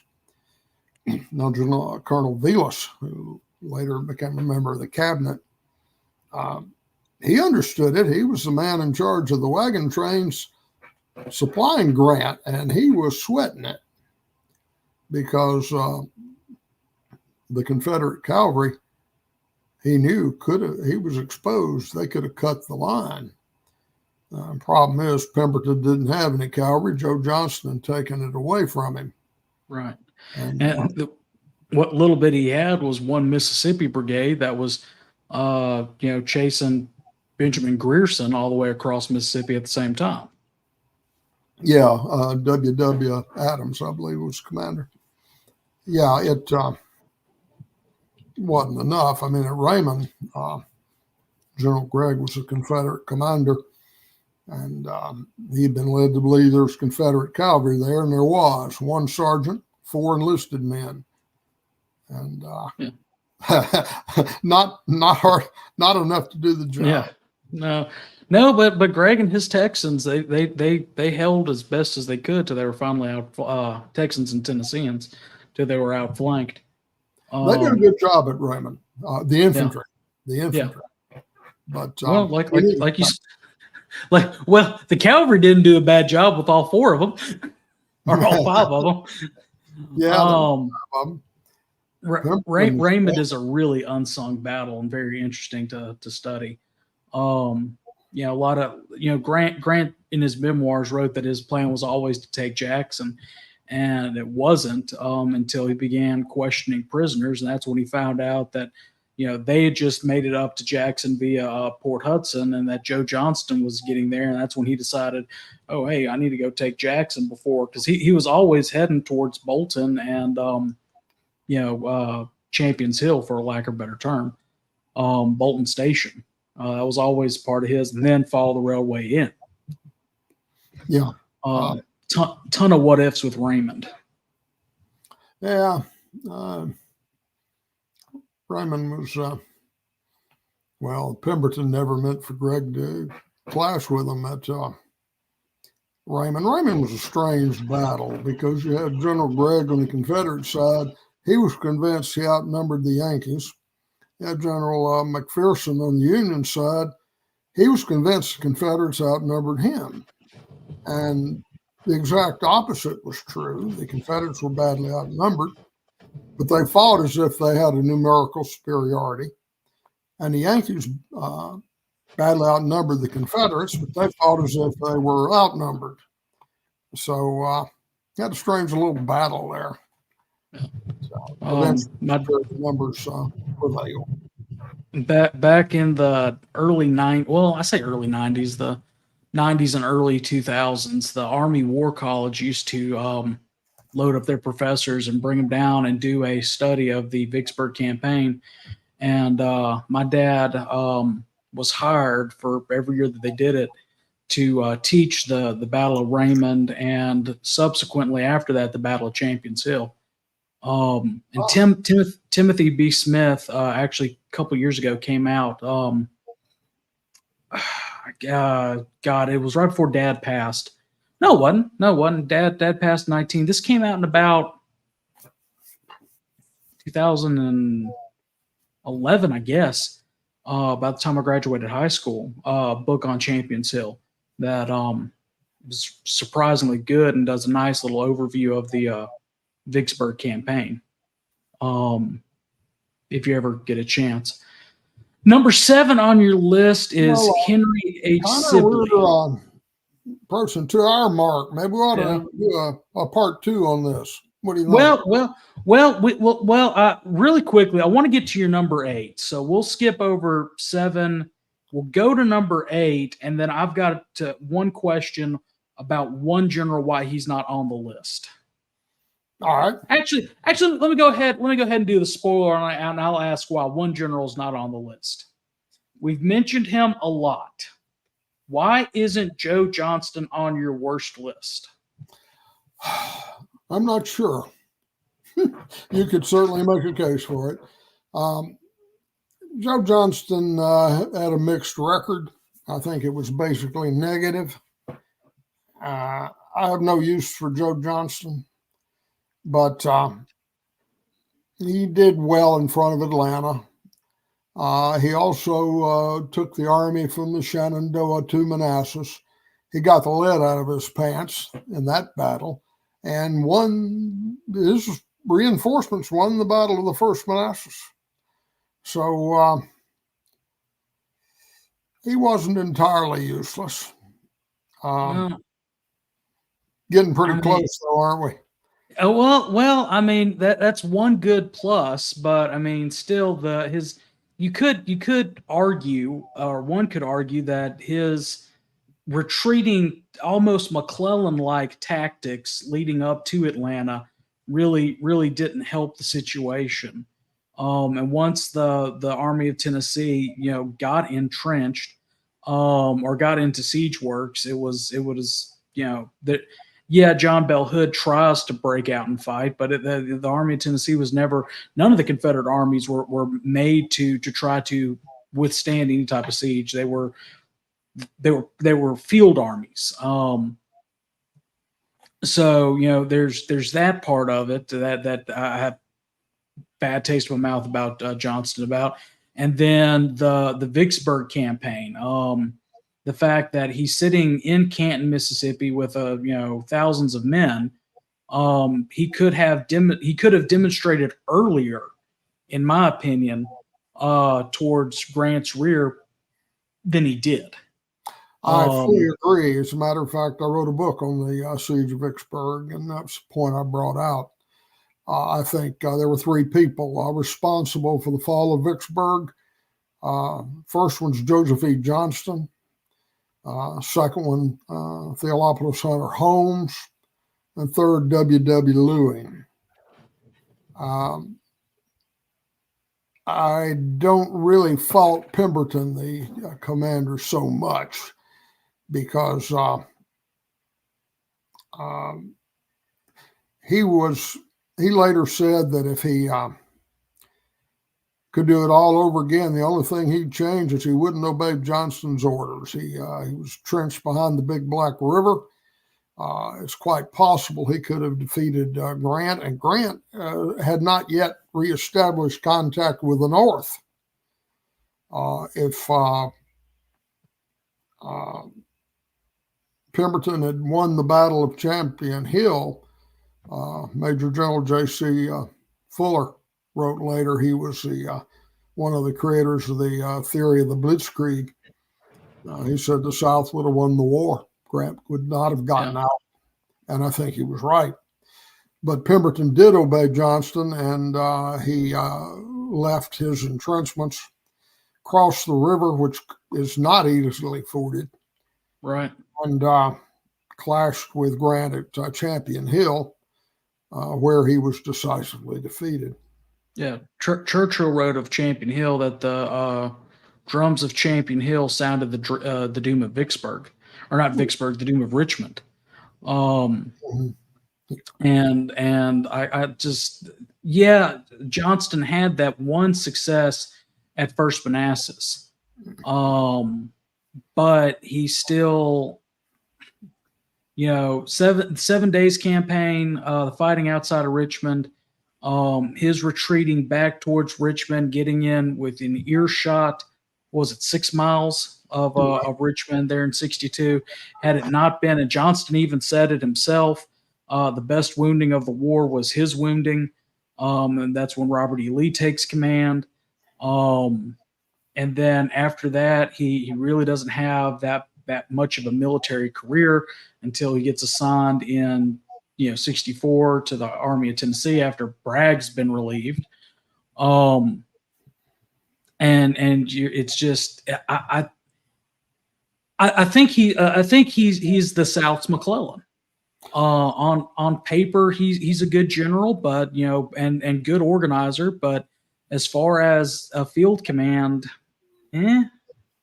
Well, you got to consider, my opinion, the South could have won the war one of three ways. They could have won it diplomatically, militarily, or politically.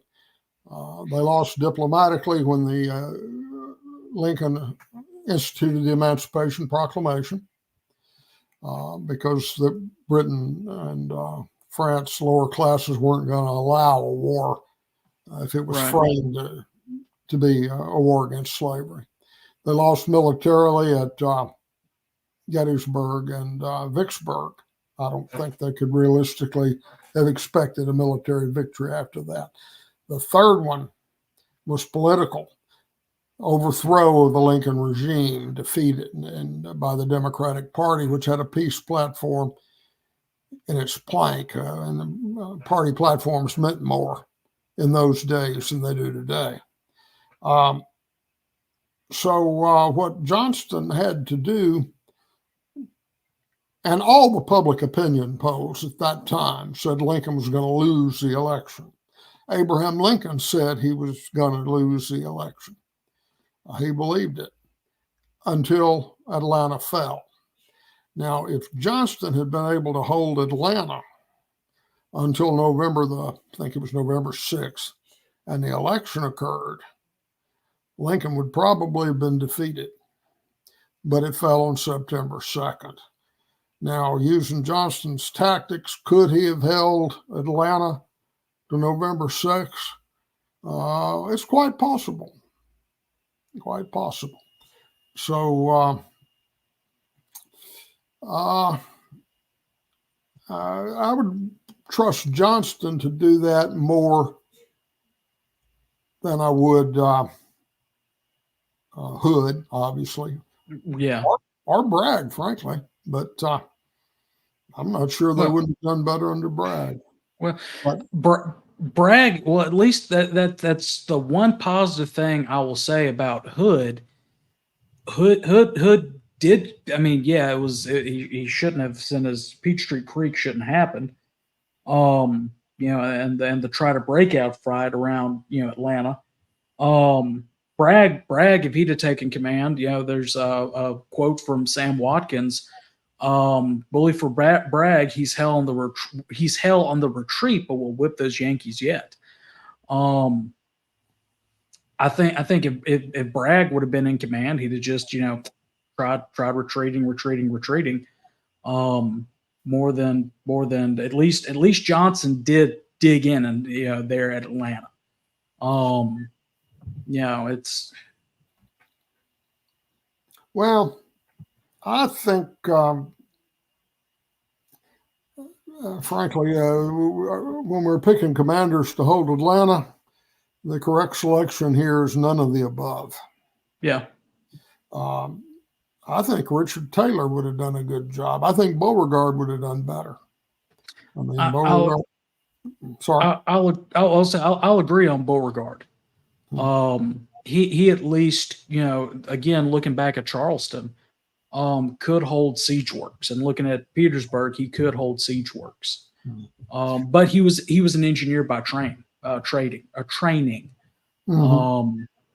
Hood, Schofield had to drag him up, through West Point. And Bragg was a quartermaster who didn't even allow his own requisition for boots to go through. Yeah, I don't know if that story is true, but it's got to be. I said it was. You got to consider the source. Yeah.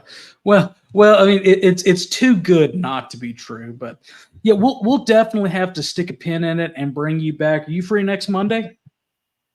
Let me check. I think I am.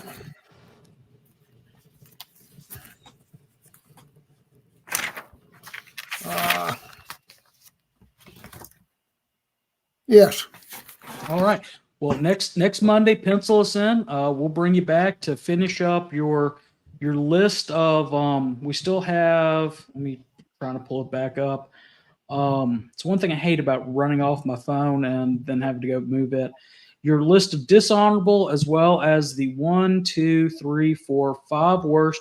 Think of some other good ones. Because I've got some that weren't mentioned.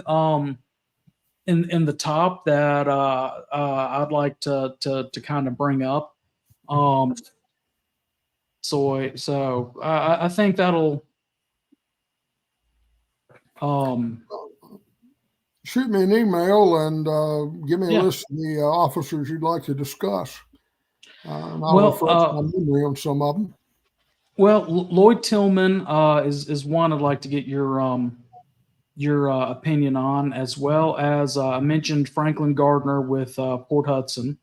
So I mean, but yeah, I'll shoot you off something tomorrow.